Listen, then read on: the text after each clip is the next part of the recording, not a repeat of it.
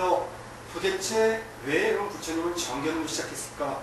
또 오늘 이 불교미학 첫 시간에 왜 르누아르의 그림을 보면서 그들이 사물을 어떻게 보고자 했는지, 어떻게 표현했는지 하는 것들을 좀 연상이 좀 될 거예요. 조금씩 더 설명해 나가겠습니다.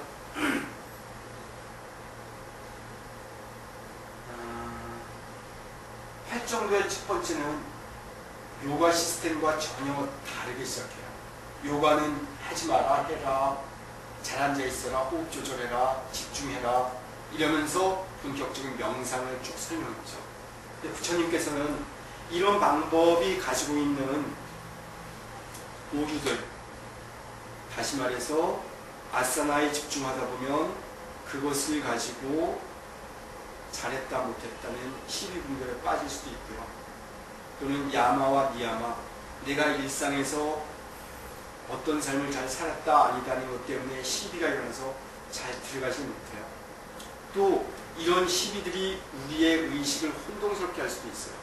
지금도 최근에도 오늘 그 오전에 도서관에 있다가 옆에 있는 사람한테 들은 얘기인데 그분 얘기에 의하면 법륜스님이 요즘 이렇게 좀 엉뚱한 일을 하시는 것 같다.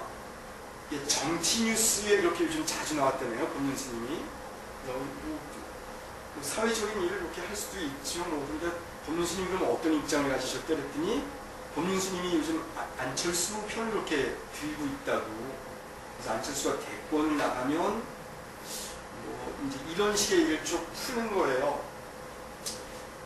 근데 요즘 우리 얼마 전에도 박원순 이분이 서울시장 출마할 때 안철수 얘기도 나오고 정치권에서 이런 얘기들이 나왔을 때 가만히 보면 그 입장들은 막 제각각 다르죠, 그죠? 과연 우리가 무엇을 지켜나가고 무엇을 하지 않아야 될 것이 무엇이 있는가에 대한 기준은 사실은 올바른 이해로부터 시작을 해야 된다는 것이 부처님의 입장이었던 거예요. 그렇죠? 가령 불살생이라고 하는 아임사를 얘기한다 할 때도 제가 이전 시간에도 진리의 상대적인 입장이 있을 수 있다. 물론 우리가 얘기하는 진리는 이런 현상, 우리 삶 속에서의 진리이기 때문에 절대세계, 다시 말해서 불교에서 얘기하는 이제설에 의해서 승의제의 차원에서 진리는 아니라 하더라도 우리가 어떻게 살아가는 것이 중요하냐는 얘기를 몇 번 했죠. 그러면서 제가 구체적인 종교인들 가운데 이런 활동을 했었던 구체적인 예를 디트리 본 회포 같은 목사까지 얘기했어요. 그렇죠? 이 사람은 히틀러를 암살하려고 했었어요, 실제로. 또 남미 해방신학을 해방신학이라는 걸 토대로 중남미가 제국주의로부터 벗어나야 된다는 걸 얘기해 줬을 때, 다시 말해서 그런 좋은 소식일 수 있죠. 그것들은 구원에 대한 메시지일 수 있고요. 했을 때 신부들이 실제로 소총으로 무장을 해요. 물론 그들이 소총에 탄핵은 없었다고 얘기를 해요. 근데 이런 점에서 과연 법륜스님의 이런 행보를 이렇게 나쁘게 볼 수 있을까, 또는 좋게만 볼 수 있을까 하는 것들도 사실은 어떤 면에서 보면 올바른 이해가 서지 않으면 흔들리는 거예요. 그래서 우리 가끔 TV 같은 거 보다가도 어떤 사람에서 어떤 얘기를 하면 그래, 저 의견이 맞는 것 같아서 쏠리기도 해요. 이전까지 내가 알고 있던 의견. 그죠? 근데 이런 것들을 잘 알지 못한다면 우리가 팔찌 요가의 첫 번째 제1지 야마에서 얘기하는 진실, 사띠아라고 하는 부분에 대해서 오해가 생길 수 있잖아요. 그죠? 무엇이 올바른 건가?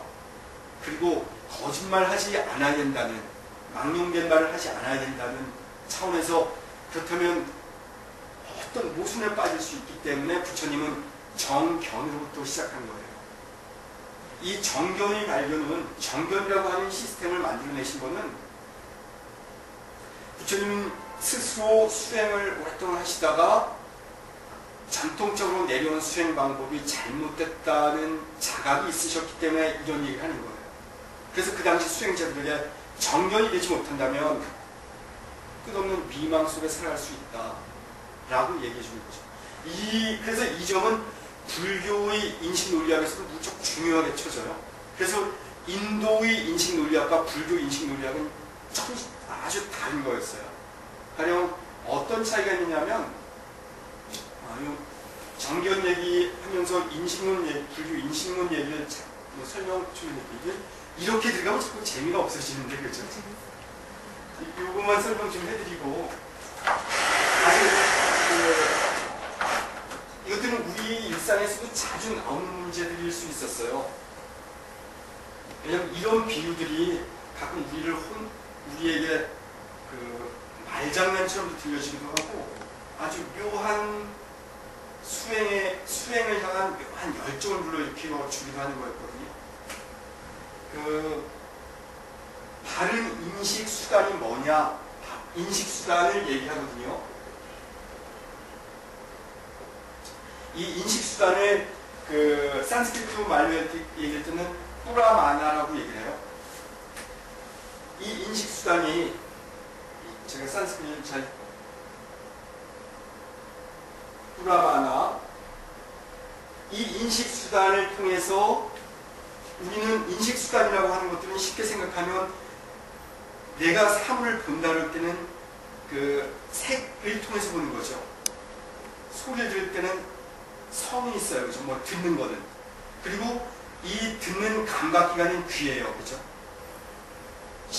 볼 때의 감각기는 눈이고, 눈과 그래서 보는 것과 보여지는 것, 이런 구분이 생기기 시작하죠. 인식 수단을 통해서 알게 된 것을 이 인식 결과라는 것 대상, 인식의 수단으로 인해서 그 대상 또는 이 인식의 결과들이 그래서 뿌라메야라고 얘기해요. 뿌라마나, 뿌라메야. 그래서 여기서도 같은 어원을 가지고 있어요. 이것을 통해서 알게 된 것, 이렇게 표현하는 거예요. 근데 인도 논리학은 이 두 개를 구분해요. 다시 말해서 보는 자가 있고 보는 대상이 있는 걸로 철저히 구분하는 데 비해서 불교의 인식 논리학은 이것들을 같은 것으로 봤어요. 인식 수단과 인식 대상, 인식 결과. 그래서 이 점에서 어떤 이야기를 하느냐면 내가 아는 것이 곧 나다. 내가 보는 것이 곧 나다라고 얘기를 하기 시작하는 거예요. 보이는 대상과 나는 첫째 구분되어 있어요. 인상파와를 첫째 그렇게 구분했잖아요. 그죠? 근데 불교에서는 더 나아가서는 이런 생각들의 끝자락에는 뭐가 있냐면 어떤 생각을 하느냐에 따라서 그 사람의 인격이 결정된다고 보는 거였어요. 물론 이거는 서구적인 인격 규정하고도 이렇게 연결인데 이런 것들이 미묘한 어떤 차이들이 좀 있죠. 그죠? 이것들은 이렇게 우리 일상에서도 자주 활용되고 사람에 대해서 수행의 길로 나가라고 이야기할 때 또는 내 삶의 현실을 자각시켜주는 것으로도 잘 활용되는 도구였어요. 그래서 이렇게 뿌라마나와 뿌라메야를 분리된 것으로는 인도 논리학이 있지만 불교에서는 뿌라마나와 뿌라메야를 같은 것으로 봤다는 것. 다시 말해서 올바로 보는 자는 올바른 사람일 수 있다는 얘기의 다름이 아니죠. 그렇죠?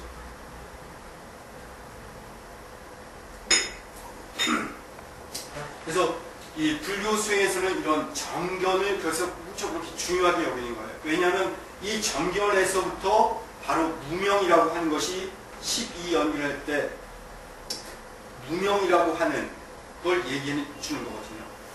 무명에 있을 때는 정견의 상태가 아니죠. 그죠? 뱀이라고 생각하고 끝없이 놀라는 사람을 예를 드는 거예요. 부처님께서. 근데 이 사람이 무명으로부터 벗어났을 때 어떤 일이 있냐면 이것은 새끼줄이었구나 하고 두려움에서부터 벗어나기 시작해요.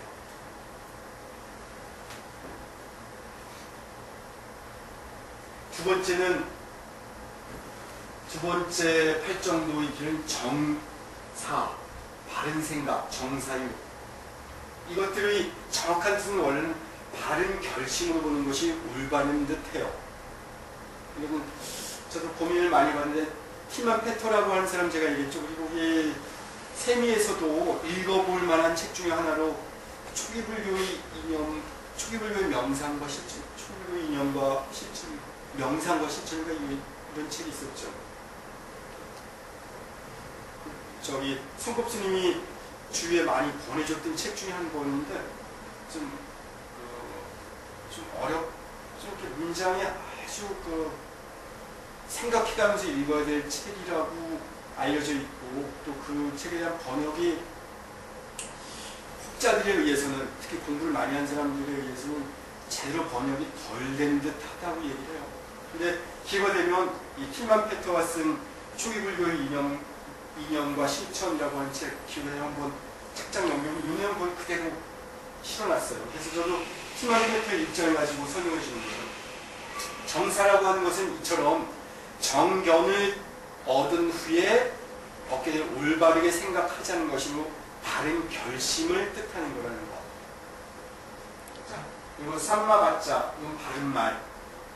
당연히 이런 것들이 있으면 이후의 것들은 순차적으로 올 수 있어요. 또는 통합적으로 전달될 수 있어요. 이 8정도를 정정이라고 하는 차원에서 어떻게 볼 거냐는 문제는 다시 좀 이따 설명할 건데, 계속 설명하고 이어서 네 번째 정령. 이건 바른 행위죠. 우리 흔히 얘기하는 요가의 여러 종류를 얘기할 때 지혜의 요가, 그리고 박티의 가슴으로 하는 요가, 그리고 행을 통해서 하는 요가를 까르마라고 얘기하죠. 그죠? 이 까르마를 얘기할 때 이 까만토라고 하는 것이 까르마에서 빨려로 정착되면서 이렇게 삼마 까만토로 발음되죠.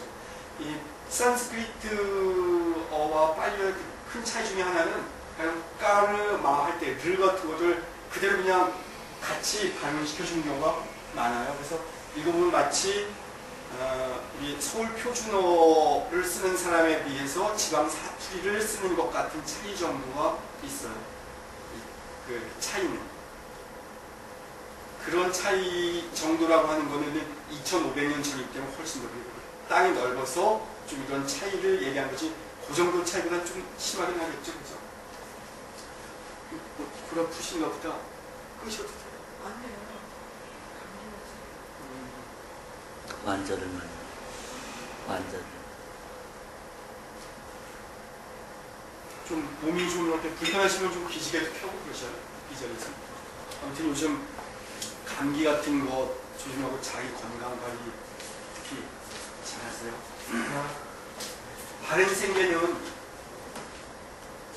그리고 바른 노력은 이런 식으로 쭉 이어지고 있어요. 여기 뭐 구체적인 나와 있는 단어의 설명은 지금 복잡하기도 하고 그러니까 나중에 한번 여러분들이 더 관심 있을 때 한번 보셔요. 혹시 옮겨 적을 때 여기에 뭐 이런 게 위에 이렇게 표시가 있으면 그것도 정확하게 적어두는 게 좀 좋긴 할 거예요. 근데 적으려고 하지 마세요. 이런 거 이렇게 몰두하게 되면 피곤해져요. 자, 우리 아까 얘기했던 안반수의경, 아까 염불 얘기할 때의 것들이 8정도의 7번째 바로 삼마사띠라고 하는 단어에서 이제 나오기 시작했어요. 사띠. 이 사띠에 대해서도 한 지난 2, 3년 사이에 사띠를 어떻게 번역하는 거냐를 놓고 한국 불교에서 아주 시끄러워진 적이 있어요. 꽤 많은 학자들이 들이붙어서 이걸 뭐 뭘로 번역하자 말자, 이게 더 좋다 아니다 이렇게 하다가 대체로 두 가지 견해로 정립이 됐는데, 처음부터도 사실 뭐 두 가지였어요. 거기에 학자들이 서로 이제 자기가 이 책을 번역할 때 썼던 용어를 주장하기도 했고 이랬던 경향이 있었는데, 이 사띠를 마음 챙김과 알아차림 이 두 가지로 번역하는 걸 놓고 그렇게 싸웠던 거예요. 이게 사실 이게 얼마나 낭비예요. 이게 그 불교계에 있는 사람들끼리 그래도 뭐 사띠 하겠다고 헛가갖고 있는데, 그게 지금 하는 사띠를 말로 표현해봐라. 뭐 이게 잘 됐냐 아니냐 이걸 가지고 얘기를 했다는 건, 제가 아까도 처음에도 얘기했던 것처럼 부처님께서 왜 정견을 첫째로 놨느냐는 것과 아주 연결돼요. 이 사띠가 뭐 마음 챙김이면 어떻고 또 알아차림이 어떻고, 그 의미는 사실 우리가 비슷하잖아요. 근데도 알아차림이라고 했을 때는 좀 이렇다, 마음 챙김을 했을 때는 이랬다, 이런 차이가 너무 현격해진다라고 했던 거예요. 사실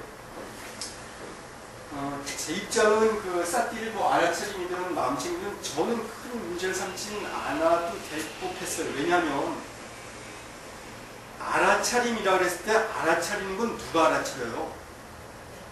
그럼요. 내가 나라고 하는 것이 있죠. 인식의 주체가 있어요.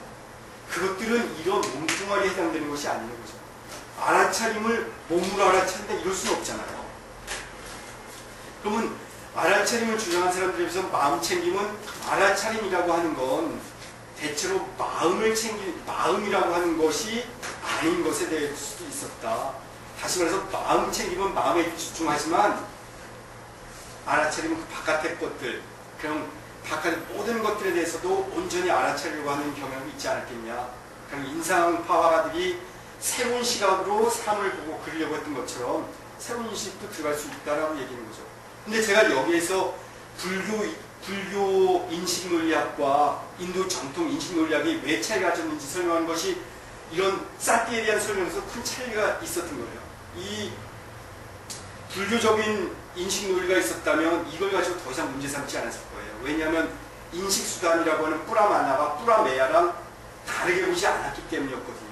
근데 이걸 다르다고 느끼는 순간 마음챙김을 주장하는 거예요. 이 해석상에 있어서. 물론 우리가 사실 이런 언어를 무척 잘 쓰긴 해야 돼요. 근데 사실 우리는 어떻게 일상에서 그렇게 뭐 언어 잘 쓰지 않아도 알아듣잖아요. 알아들을 만큼 그죠. 그리고 말 가지고 말꼬리 잡고 이런 사람들 보면 진짜 힘들죠. 그죠? 이렇게 그거 있잖아 하면 그게 무엇인지 알면 되는 거예요. 그럼 그 정도면 우리 삶은 행복해질 것 같아요.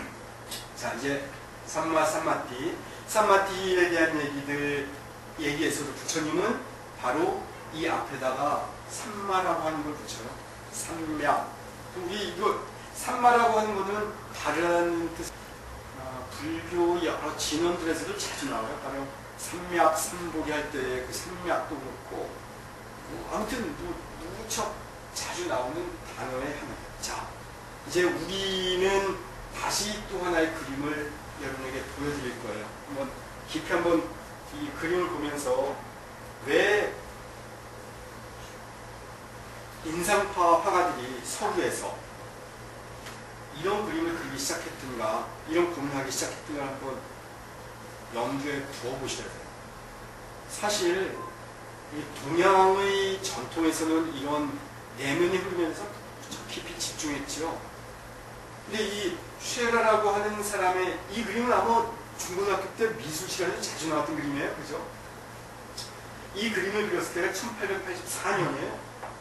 1884년 때 이 한반도에서 있었던 가장 중요한 일이 갑신정변, 갑신정변, 이모군란, 신미양요 뭐 이런 것들이 통해서 힘들 때 이 사람들은 그냥 단지 붙잡고 있는 화가들은 이미 이런 것들을 깊이 고민하고 자기 작품 속에 반영하기 시작했어요. 물론 우리 화단에도 이런 뭐 성각자들이 없었던 건 아니에요. 근데 우리 조상들이 이렇게 그 다채로운 물감을 개발하는 거에 관심이 없었을 뿐더러 그렇게 기껏해야 강세왕 같은 분들에 의해서 이제 명암법이 도입되고 뭐 이런 흐름들이 좀 있었을 뿐이죠. 그죠? 그리고 또 이때 갑신정변으로부터 한 10년 지나서 가보경자인가요? 뭐 김옥균, 박영률 이런 사람이 1894년에 벌였던 일들 또 보면 참 어처구니 없잖아요. 불과 며칠 만에 뭐 우정국에서 뭐 막 총을 쏴가면서 사람 죽고 죽이고 하다가 며칠 지나지도 않아서 다시 인천 항을 통해서 도망가기까지 하고 이런 일이 있었죠. 자, 근데 아무튼 쇠라의 그랑잣섬에 이룰 오후라고 하는 작품. 이 그림은 나중에도 여러분 혹시 이거는 저도 이 그림은 예전부터 돋보기를 예전에는 저희 젊었을 때 그 삼성 출판사에서 나온 사상 시리즈 전집이 무척 유행했던 적이 있어요. 1980년대 일이었는데 학교 가다 보면 그걸 쫙 싸놨어요. 그럼 이제 거기 이렇게 그 책이 좋아 보니까 막 전집으로. 그게 유행하고 또 시사 영어 뭐 이런 거 나올 때 같이 아울러 나온 것들이 이런 화가들의 화보, 화집이 무척 유행했어요. 근데 그때 꼭 갖다 준 것이 커다란 돋보기를 갖다 줘요. 그러면서 화가들이 아주 우리가 일상적으로 이렇게 그냥 스쳐볼 만한 것들임에도 불구하고 그 미세한 것들을 보면서 우리가 얼마나 놓치고 있는가를 다시 한번 보게 해줘요. 제가 여기서 정견을 설명하다 이렇게 나간다 그래서 부처님에 대한 정견이라고 하는 건 이런 감각기관, 이 눈이라고 하는 감각기관으로 보는 어떤 색의 세계를 얘기하는 건 아니었어요. 부처님의 이 정견은. 그럼에도 불구하고 우리는 일상조차도 잘 면밀히 꿰뚫어보지 못하는 경우가 많이 있어요. 얼마 전에 제가 들은 얘기는 우리가 실제 우리 일상을 얼마나 잘 모르냐면 이런 실험을 했다고 그러더라고요. 많은 사람들을 갖다 놓고 이제 이렇게 왜 OX답하고 하는 것처럼 했는데 그 중에 한 가지가 뭐였냐면 500원짜리 동전의 합 머리가 오른쪽으로 가 있는지 왼쪽으로 가 있는 걸 보여줬는데 놀랍게도 절반 정도 틀리더랬는데요. 절반은 오른쪽으로 갔다 절반은 왼쪽으로 갔다 했는데 그랬대요. 우리는 이렇게 500원짜리 늘 쓰잖아요. 그런데도 잘 몰라요. 근데 저는 여기서 한 가지 지적하고 싶은 그런 것까지 올바로 봐서 뭐에 도움이 되겠어요. 신경증 환자들은 그럴 수 있어요. 신경증 환자들은 뉴로시스 환자들은 특히 파라노이아 환자들, 이 편집증 있는 사람들은 어디 갈 때 몇 걸음을 걸으면 뭐가 있다는 걸 다 알고 기록하고 그렇죠. 그죠? 그런 사람들은 피곤할 수 있어요. 차라리 정말 중요한 것을 알고 물론 뭐가 중요한지 안 중요한지도 사실은 정견에서부터 알 수 있는 차이가 있어요. 그래야만 올바른 금계와 관계를 할 수 있는 거죠. 자, 여기서 보면 여기는 아까 우리가 처음에 봤던 르누아르의 그림보다 훨씬 더 세련되어 있죠. 여기서는 무척 거칠어요. 분놀림이 그죠. 르누아르만 해도 이렇게 거칠게 그렸는데 이미 쉐라 정도에 와서는 훨씬 더 무척 더 공을 들이고 섬세하게 덧칠 해가고 그 위에 덧입히고 하면서 그림을 그려내요. 그래서 이것들을 자외선으로 측정해 봤더니 이 밝은 명도들은 더 덧칠한 색깔과 색깔 사이의 덧칠을 통해서 이렇게 밝은 색이 나왔다고 그러더라고요. 선명한 색깔. 그래서 나중에 한번 여러분 기회가 되면 이번 돋보기 한번 자세히 보면 훨씬 더 그런 것들을 좀 더 알 수 있을 거예요. 실제로 우리 시각세포도 제가 전에도 시각세포는 두 종류로 이루어져 있다. 하나는 망원경 같은 세포가 있고 그래서 이 망원경 형식의 세포들은 밝기를 조절한다. 그런데 원뿔 마치 콘처럼 생긴 불하고 콘처럼 생긴 세포는 프리즘 역할을 해서 색깔을 구분한다. 그 말씀드렸죠. 그래서 명도를 조절하는 시각세포와 채도를 조절하는 시각세포는 서로 달라요. 사실 이들은 밖에 있는 걸 그리면서 자기의 시각세포를 이미 인식했기 때문에 이런 그림이 나왔을 거예요. 그러지 않고는 이런 섬세한 것에 도달하기 어렵다고 얘기할 수 있어요.